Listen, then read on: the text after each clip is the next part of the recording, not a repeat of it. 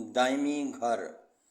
ہمارے اصلی گھر تو ہماری قبریں ہی ہیں، جہاں قیامت تک ہمیں اکیلے رہنا ہے، جہاں کوئی بھی انسان، ماں باپ، بہن بھائی، بیوی بچے، دوست، رشتہ دار، ہمارے چاہنے والے، جن کے لیے ہم اللہ کے حکموں کو توڑتے ہیں، غرض کوئی ایک بھی ہمارے ساتھ ایک رات گزارنے تک کے لیے بھی تیار نہ ہوگا۔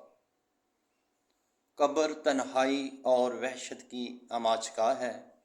کیا ہم نے دنیا میں قرآن کو اپنا ساتھی اور رہنما بنایا ہے کہ وہ قبر میں بھی ہمارا رفیق بنے؟ قبر میں اوپر تلے مٹی ہی مٹی ہوگی، مٹی کا ہی اوڑھنا بچھونا ہوگا۔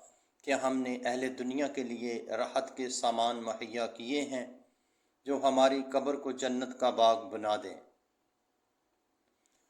سنا ہے وہاں بہت اندھیرا ہے، کیا اس گھر کی روشنی کا بھی انتظام کیا ہے ہم نے؟ دنیا میں ہم اپنے گھر کی صفائی کا خاص اہتمام کرتے ہیں۔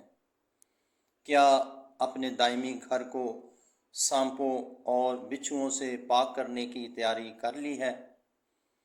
دنیا کے امتحانوں کے لیے تو دن رات ایک کر دیتے ہیں، وہاں بھی ایک ٹیسٹ ہوگا۔ کیا منکر نکیر کے سوالوں کے جواب تیار کر لیے ہیں؟ سب لوگ اپنا محاسبہ کیجئے اور دیکھیے کہ آپ کس لیول پر کھڑے ہیں۔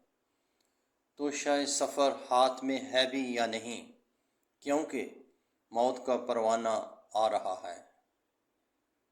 اگر یہ میری ویڈیو آپ کو اچھی لگی ہو تو میرے چینل کو پلیز سبسکرائب